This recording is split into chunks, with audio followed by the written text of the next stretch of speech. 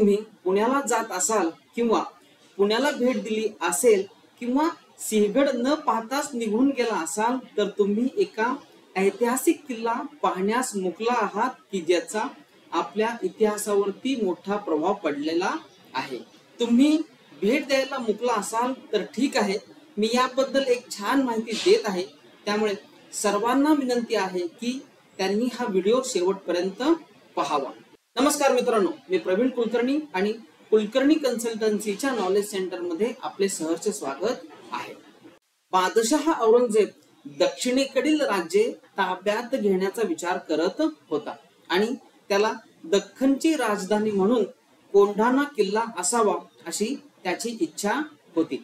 आपली भविष्यातील योजना जाणून औरंगजेबाने सर्वात विश्वासू व्यक्ती म्हणून उदयभान सिंग राठोड याची त्या गडावर किल्लेदार म्हणून नियुक्ती केलेली होती।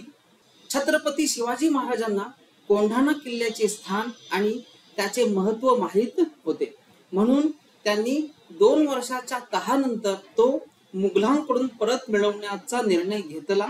तथापि कोंढाणा किल्ला त्याच्या अत्यंत उंच डोंगर उतारामुळे जिंकणे कठीण होते, पण या वाईट परिस्थितीतही छत्रपती शिवाजी महाराजांचा निर्धार कायम होता। याच काळात सरदार तानाजी मालुसरे यांनी छत्रपती शिवाजी महाराजांना त्यांच्या मुलाच्या लग्नाचे निमंत्रण देण्यासाठी राजगडाला भेट दिली। तेथे सरदार तानाजी मालुसरे यांना कळले की महाराजांचा कोंढाणा किल्ला जिंकण्याची मोहीम आहे।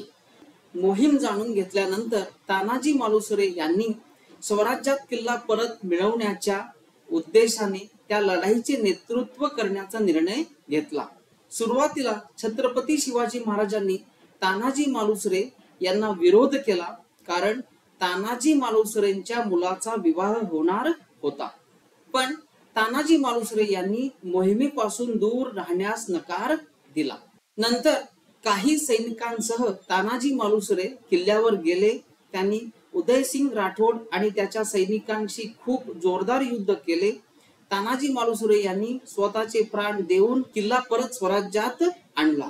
छत्रपती शिवाजी महाराजांना जेव्हा तानाजी मालुसरे यांच्या मृत्यूची बातमी कळाली तेव्हा ते लगेच म्हणाले, गड आला पण सिंह गेला। तेव्हापासून कोंढाणा किल्ल्याचे नाव बदलून तानाजी मालुसरे यांच्या स्मरणार्थ सिंहगड असे ठेवण्यात आले। असा हा सिंहगड किल्ला जेव्हा जेव्हा त्या किल्ल्यावर जातो तेव्हा तो आपल्याला नेहमीच ऊर्जा, प्रेरणा आणि शौर्य देतो। तुम्ही तिथे दुचाकी किंवा कारने पोहोचू शकता। पुणे महानगरपालिकेद्वारे चालवल्या जाणाऱ्या PMT बसने किल्ल्याच्या पायथ्यापर्यंत पोहोचू शकता। तिथून तुम्ही किल्ल्याच्या माथ्यापर्यंत ट्रेकिंग म्हणजे पायी प्रवास करू शकता। पायी चालत गडावर पोहोचण्यासाठी अंदाजे 3 ते 4 तास लागतात। दुचाकी किंवा कार थेट किल्ल्याच्या माथ्यावर जाऊ शकते। अरुंद रस्ता आणि लहान पार्किंगमुळे मोठ्या वाहनांना आणि बसेसना तिथे परवानगी नाही, म्हणून ते टाळा। एकदा तुम्ही किल्ल्याच्या माथ्यावर पोहोचलात की तुम्हाला तिथे पुणे दरवाजा दिसेल। पुणे दरवाजातून आत गेल्यावर घोड्याची पागा, राजाराम महाराज समाधी, तोफ, तानाजी मालुसरे स्मारक आणि अमृतेश्वर भैरव मंदिर दिसेल। तुम्ही किल्ल्याच्या बाजूने चालत जाऊ शकाल आणि चालत असताना तुम्हाला दर्या आणि टेकड्यांचे सुंदर दृश्य पाहता येतील।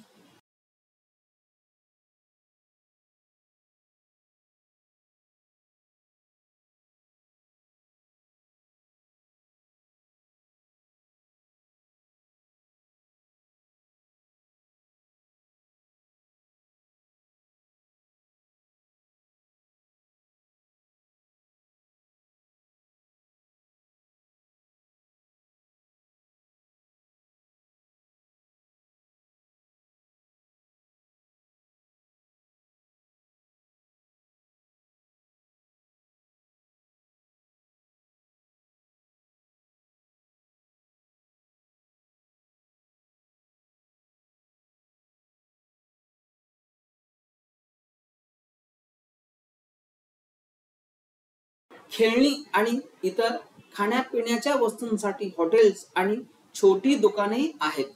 तुम्ही पिठलं भाकरी, मिसळ, भजी, दही, भाजलेले आणि उकडलेले शेंगदाणे यांचा आस्वाद घेऊ शकता.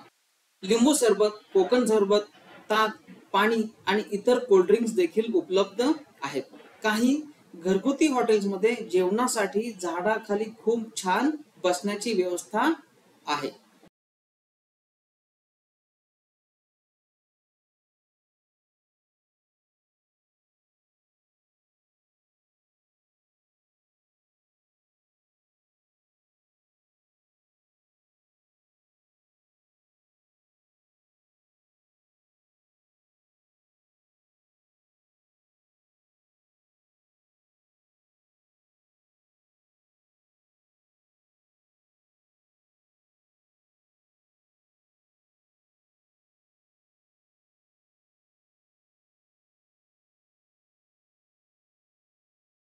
किल्ल्याला भेट देण्यासाठी सकाळी आणि संध्याकाळची वेळ ही सर्वोत्तम वेळ आहे.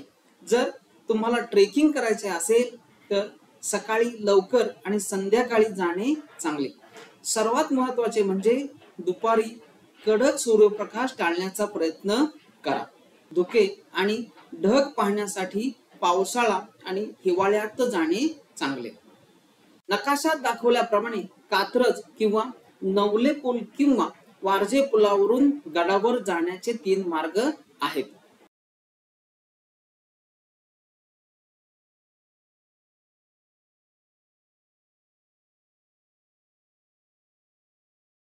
मला आशा आहे की तुम्हाला हा व्हिडिओ, सिंहगडाचे फोटो आणि त्याची माहिती आवडली असेल. तूर्तास इथेच थांबतो. पाहत रहा नॉलेज सेंटर. अशाच माहितीपूर्ण व्हिडिओसाठी चॅनलला लाईक, शेअर आणि सबस्क्राईब करायला विसरू नका. धन्यवाद.